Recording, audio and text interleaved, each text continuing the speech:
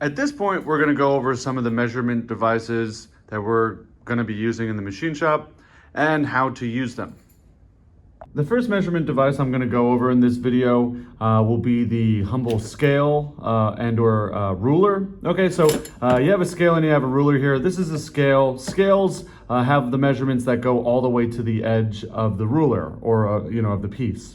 Okay, when you have a ruler, it doesn't necessarily mean that the increments go all the way to the very edge of the device. All right, and that can be helpful if you're like measuring the distance from up against something like that. So yeah, it's very helpful to have the measurements reliably end on the very edge of the piece. Okay, now a ruler is only as accurate as the dimensions that are on it, or the increments that are on it, I should say. So this particular one can do 1/8 of an inch, 1/16 of an inch, 30 seconds, and 60/4. Okay, so it's important that whatever scale you're measuring on, you don't guess your increment. So if I'm measuring on the 1/8 scale and I'm in between 3/4 and 7/8, I'm not going to guess where I am between those two. You only ever go to the tick mark that that your ruler goes to. So I could on this one use the 60/4 if I wanted to. Okay, we have additional rulers in the shop that have both metric and standard units. So yeah, we try and have both available. And we could use our scale here to measure our piece. Okay, it looks like we are 1 3/4 on that dimension. Yeah, probably just about 6 inches on that dimension. Looks like it's a little bit under, but yeah, probably 6. And this side would be 1/4. Okay, so if you've noticed, I used the 1/8 increment scale, so I didn't guess where I was, and obviously it looks like it's right on the tick marks there. So I think that would be the most reduced fractional size that I have here. Okay, so yeah, that's just a demonstration of how you use the scale. Next, we'll talk about a shop favorite, the caliper. Okay, so these are really, really great tools to use when machining. They're very versatile, and their accuracy is actually higher and more precise than that of a ruler. Okay, so we have several different types of calipers here. We have, so we'll start with this one. So this is a dial caliper. All right, so this is a dial caliper, and this particular dial caliper is good to the thousandths of an inch. Okay, so every one of the tick marks on the dial here will be 1/1000th of an inch. All right, so if we check our measurement here, I can obviously get the outside parameters of something. Okay, so we could see that this is, what does that say? 1.734. Okay, so we read it to be 1.75 on our ruler. Okay, but with more accurate and more precise measuring tools, we could find a more precise value. All right, so again, I'm not going to guess where that little, hopefully you can see that, where that little where the hand of that dial is in between two tick marks. I'm just going to tell which tick mark it is closest to. Okay, we have other types of dial calipers that I wanted to show you. This particular set of dial calipers has both metric and inches increments. Okay, so if you look up on the top scale there are millimeters, and if you look on the bottom, there's inches. Okay, and let's go over those in a little bit more detail. So on the bottom with the inches, okay, you could see if I go from 0 to where the 0.1 is, it's gone around it's gone around one full rotation of the dial. Okay, so one full rotation is 100 thou or 0.1 of an inch. Okay, a little bit different on the metric side. It's kind of geared different, and the hand goes around at a different rate, but also the scale on the dial here is different. So for every so if you look here, every rotation of the black needle will be 100 thou, like I mentioned before. But every rotation of the red needle will be 2 millimeters. Okay, so let's double check that. So I bring the red one around. Oh, one full rotation. Let me try and get it right on. And you can see I've moved 2 millimeters, or 2 tick marks, which represents 2 millimeters on our scale up here.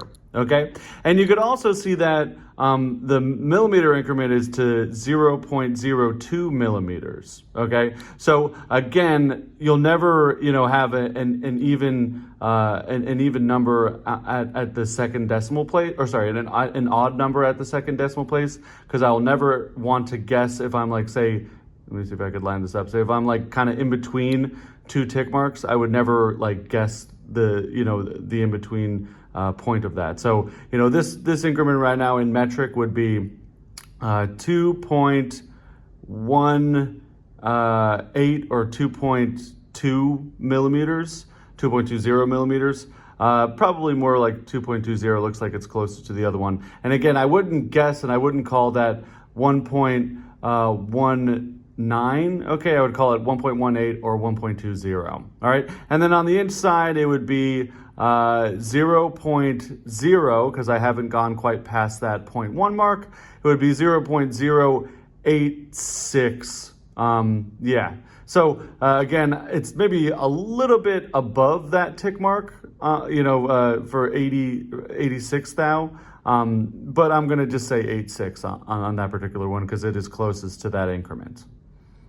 Okay, and obviously we have larger versions of our dial calipers here. These are really helpful, obviously, for much longer parts. And again, this still has a precision down to the thousandths of an inch. Okay, we also have other long ones over here. These are on a vernier scale. Okay, these work kind of interesting. So if I put this guy, I can do that. If I put this guy down right here, what I'll do is I'll get it roughly close there. I'm going to tighten down this secondary guy. Okay, so you have this main pinch, this thimble here that allows you to tighten down this portion of the carriage. Okay, and it has a little thimble on it that allows me to move this in small increments. Okay, so the idea is I get it close, I pinch off that one, and then I go like that, so I can pinch the part. Okay, and I could read my dimension. Okay, so let's try and do that here. This is a little bit of an older one, so it's probably a little bit faded, but I'm reading here that I have 1.7, and then you could see between the 7 and the 8 there are 4 tick marks. Okay, so each one of those tick marks is 25 thou, and on the vernier scale underneath it, you could see sort of down there, those little tick marks there are on a vernier. So a vernier is, when you have increments that are like slightly offset for what they should be, but when you have like one of the tick marks on your vernier scale lining up with one of the tick marks up there, then it's at that specific increment. Okay, so I'll need to look off the camera to see what this actually is, but I'm looking at this and I'm looking at 0.725 plus 5. So I'm looking at, plus 7, let's say. So this is 0.732 I'm getting with these particular ones. Okay, which isn't too far off for what we had with the dial calipers on that same increment. So yeah, slight discrepancy between the two, but overall very, very close. Okay, and I probably could have had one or the other pinched a little bit more, and if I was a little bit more careful with my measurement taking here, then they might be a little bit closer. Okay. Additionally, we do have some digital calipers. The digital calipers are very handy when you want to go back and forth between units. I will say it always ends up not zeroing quite like you want to. These ones are less reliable because they rely on capacitance rather than a rack and pinion with the dial calipers or the vernier with our vernier calipers. So yeah, I don't prefer these, usually. They are very nice because they can very easily go between inches and millimeters, and you don't have to adjust the way you read them. It's digital, okay, which is very helpful. Now, I talked a lot about, how these function in terms of how you read them, okay, and how you read the dial versus like the scale on them. But they have other functionality in terms of like what types of measurements they can make. So as you can see, we can do, outside measurements with our main jaws here. I can do inside measurements with the two up here. I have a depth gauge here, and I also have, something to check the height here. So when these are at 0, these two edges, should be coplanar, okay? And, so I can measure the distance from here to here on the scale as well, okay? And that's all very handy. I will say that the most accurate one would be the jaws that are used to measure the outside dimensions of things. And that's because, when you have these fully pushed together, you can zero your scale, okay? However, you don't exactly know that these two guys are going to be, at 0, at the same exact position these are. There's, slight manufacturing error, although these are made to pretty high tolerances. So there'll be slight deviation. So you don't exactly want to trust the other edges quite as much as you trust the inside ones. Okay, and yeah, this guy here actually can do inside ones, and it can do depth as well, but you got to be a little bit careful. So you see how there's the lower scale for the outside and then the upper scale for the inside. Student actually screwed that up one time and had to make the part a few times before they finally realized what their error was. Okay, so yeah, that basically concludes what I'm going to talk about calipers.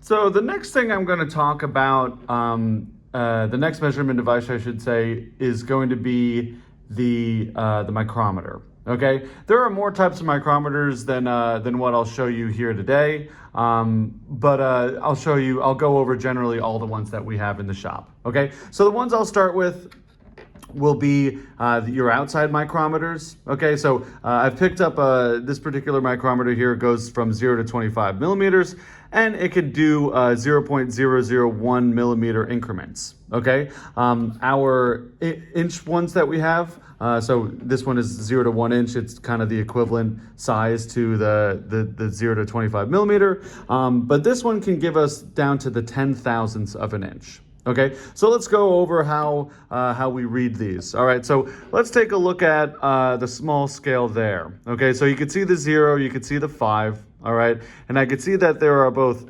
large and small tick marks that separate the 0 and the 5.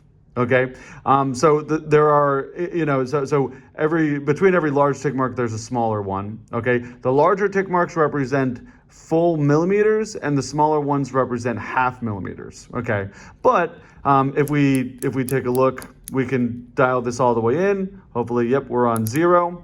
All right, and if I rotate the dial one full rotation out, it's gone a half of a millimeter. Okay, and it's gone to the next tick. Okay, so every tick mark is an equivalent of a full rotation of this barrel here. Okay, and you also again have the vernier that's up here, and again those are like little tick marks that are slightly offset in a specific way, such that when you have one of the tick marks on the left hand side corresponding with the one on the right side, then that is your increment. Okay, so let's try and use this in practice. Stand this up once again, and we'll see what we got. So I'll put it on the edge here, and we'll try and read an increment. Okay, so again, I think this is roughly 0.75. Okay, so I'm going to tighten it in all the way there until I hear that click. I'm going to lock out my thing there. Okay, and I'll try and we can try and read it up here so that everyone can see. Okay, so right now I'm looking, and obviously I see the 15. Okay, and I'm going to add 1, 2, 3 millimeters to that, so that would be 18. Okay, and I don't quite see the very small tick mark yet. Okay, and I can see I'm pretty close to it because I'm close to 42 there. Okay, so 15 plus 3 is 18. Okay, so that would be 18 point. Okay, so now I'm going to use that bold line that goes all the way across. So I'm going to say that's 18.42. Okay, and now we're going to use the vernier scale, and we're going to figure out which one of those lines up the best. And we're going to call it 18.12. I'm looking at, well, let's go out a little bit so we can see. 18.4. Actually, I would say that's 18.419. Okay, so you see how it goes, 0 on that like line that goes all the way across, but there's no 0 written, and then 1, 2, 3, 4. It only shows 2, 4, 6, 8, but in between, the numbered lines, there are the odd numbered lines. Okay, so I'm thinking that the one right above the 8, that would be the 9. I'm thinking that one is most lined up. Okay, but on second glance, it does look like we are slightly below the 42. I thought we were basically right on it, so I thought it'd be maybe a little bit more than 42, but I think I'm wrong, and I think it's a little bit less than the 42. Okay, so final answer. So 0, to 15. Okay, so 15 plus 3 is 18, plus 41. Okay, so 18.419.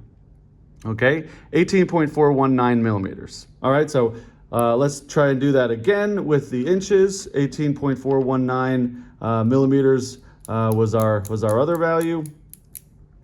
So let's try it with the inch calipers. Okay, so we'll do the same sort of thing. All right, and I'll show you. This is actually, well, let's show you first. This is actually a little bit different, right? So instead of millimeters, obviously it's inches. Okay, and this goes from 0 to 1 inch. Okay, so every one of those numbered, so the very tall lines will be where all those numbered increments are. Okay, so 0, 1, 2, 3, 4, 5, 6, 7, all the way up to 10, basically. And so those are tenths of an inch. All right, so the tenths of an inch increment are separated into 4 segments. Okay, so you have the very small lines, the slightly larger lines, and then the really large lines that represent obviously the tenths. Okay, so every rotation of the barrel is going to be 25 thousandths of an inch. Okay, so let's try and get a measurement. And then on the barrel here, all of these increments are to the thousandth of an inch, and then up above the vernier scale is the 10 thousandths. Okay, so let's try that again. All right, so we're gonna tighten this up like that. All right, it's a little bit different of a lock on this one, so you have this knurled portion there, and we're gonna tighten that down, and I can pull that off. Okay, so now let's see what this measurement is. Okay, so again, it's sometimes nice to be able to leave it on the workpiece and not pull it off. If you pull it off, you could upset your increment slightly. I'm pulling it off, however, to show you more easily what the increment will be. Okay, but anyway, I'm looking at 0.7. Okay, and then it looks like it's gone to 2.5. Okay, but it actually does look a little bit under, maybe it's a little bit over the 0 mark. It's very close. It's very close. Okay, so I'm gonna guess this is 0.725, okay? And then we're gonna add what the vernier increment, and I think the 2 lines up the best. So our final answer will be 0.7252 inches. Okay, so yeah, that basically demonstrates how to use our outside measurement increments. Okay, so as you can see, I have many micrometers here, and they're different sizes. They all basically function the same. We have a full set of micrometers that go all the way up to an 11 to 12 inch micrometer, but again, it reads the same way on the scale here. It has a vernier scale. We don't have as many metric sizes as we do inches, but yeah, you could certainly get a high precision measurement and then convert it with pretty high accuracy. Okay, what you might also use with the with the outside micrometers will be these telescoping gauges, okay? So if I use these, I can stick these in a hole like this. So what I have here is a little handle down here on this bottom knurled portion, okay? And if I loosen that, you can see these little feeler guys are spring loaded, okay? So what I'll do is pinch them together, tighten that down, stick them in a hole, hopefully you can see that, and then I'll extend them in a hole, okay? And usually I'll wiggle them around a little bit just to make sure it finds its full increment, okay? I usually try and hold it straight up and down. Hopefully you could see it like that. Try and make sure it says, you know, orthogonal to whatever face the hole is in, so that it, you know, goes up and down, it's as straight as possible. And now I'm gonna tighten it down. And for this one, you have to pull it out. All right, and then I could use my outside micrometers and I can measure it. So we could do that once more. We could see what our increment is.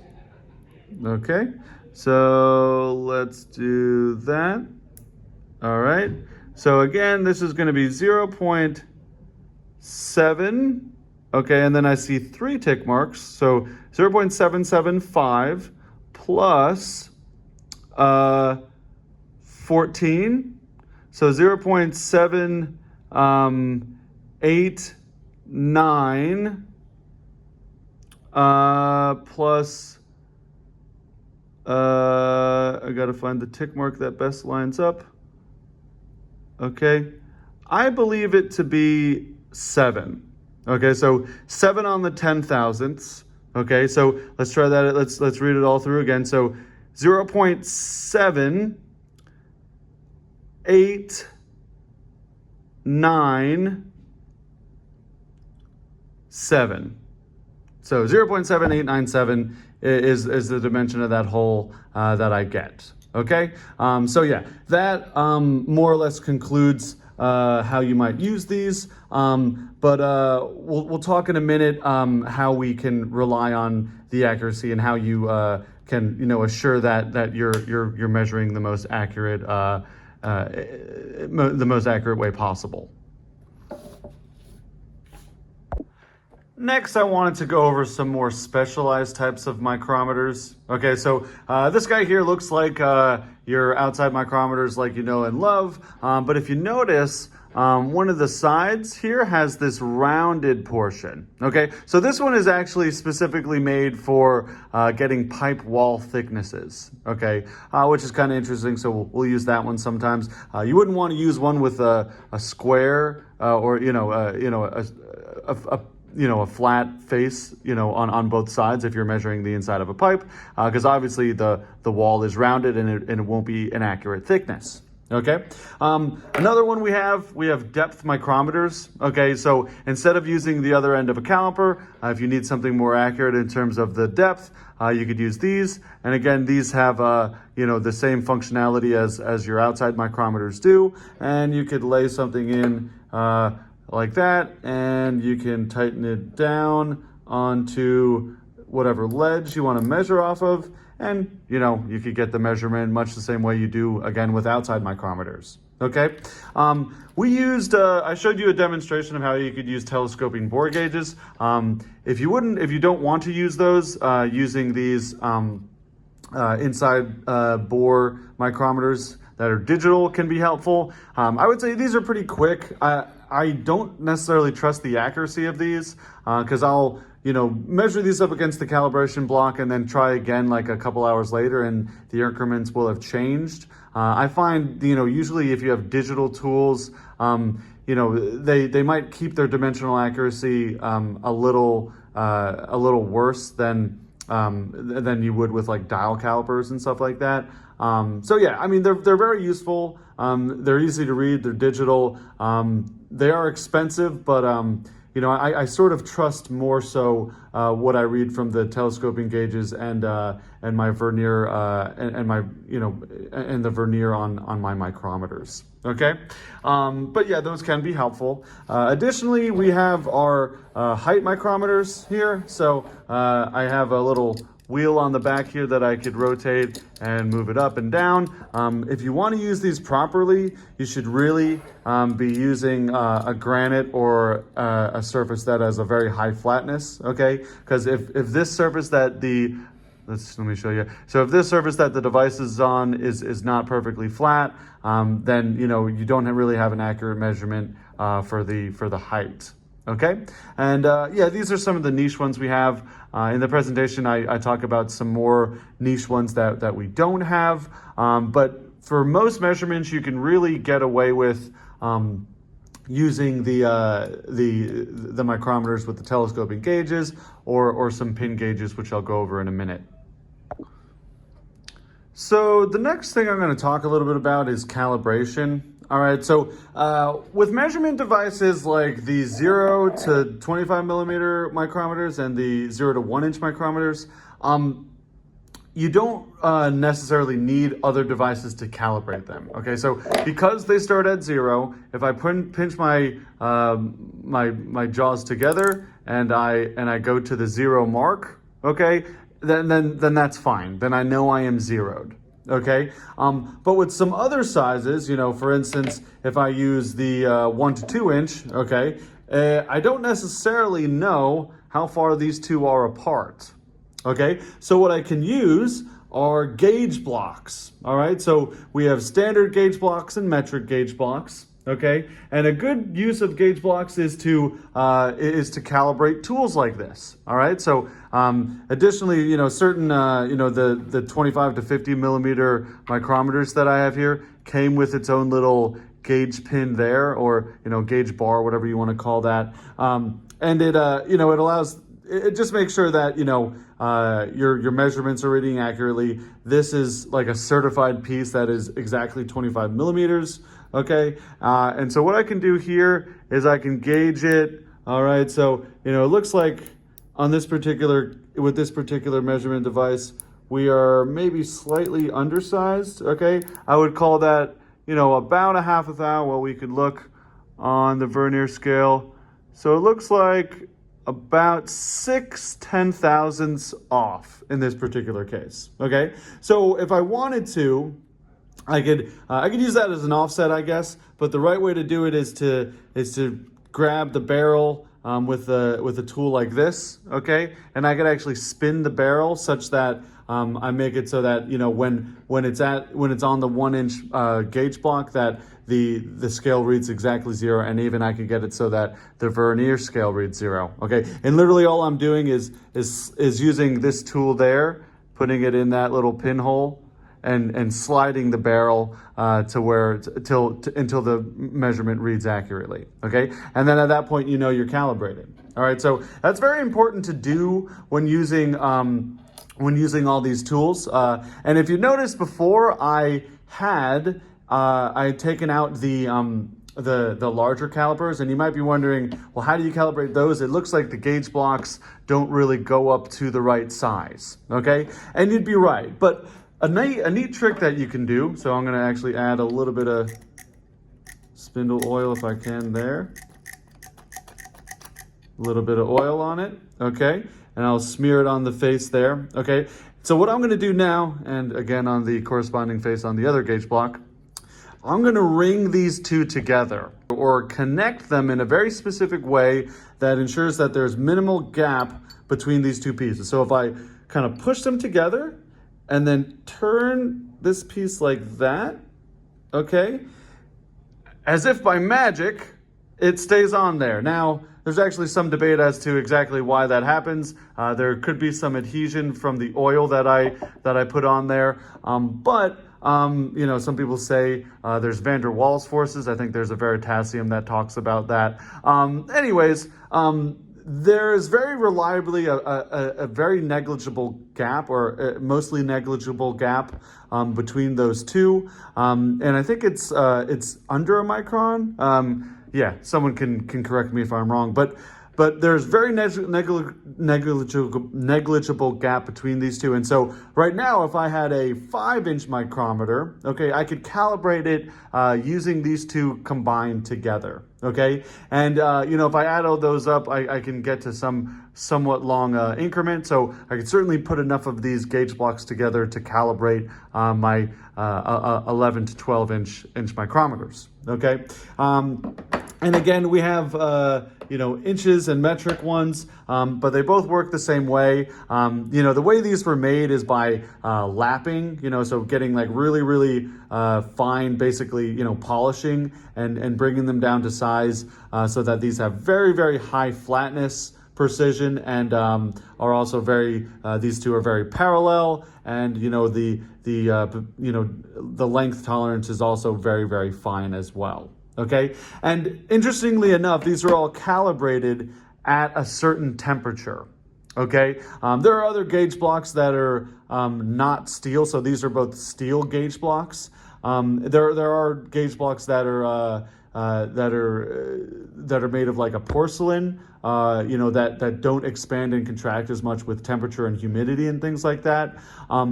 Having metal gauge blocks are kind of helpful sometimes, because if you keep the gauge blocks at the same material as your part, so if I have a part that's made out of steel and I'm using gauge blocks to calibrate my measurement tools that I'm using to measure that steel, then you could somewhat reliably say that both materials, since they're very similar or the same, will expand and contract at similar rates. Okay, so sometimes it's helpful to use a gauge block material that is similar to your part material and keep them in the same environment as you're calibrating your measuring tools. In addition to using gauge blocks, you also have these gauge pins. Okay, so a gauge pin is, if you have a cylinder bore that, the telescoping gauges won't fit inside, these have very reliable increments, and again are used as reference. You could stick them in various holes, and then you can measure them with micrometers to obtain, to figure out what size is most accurate.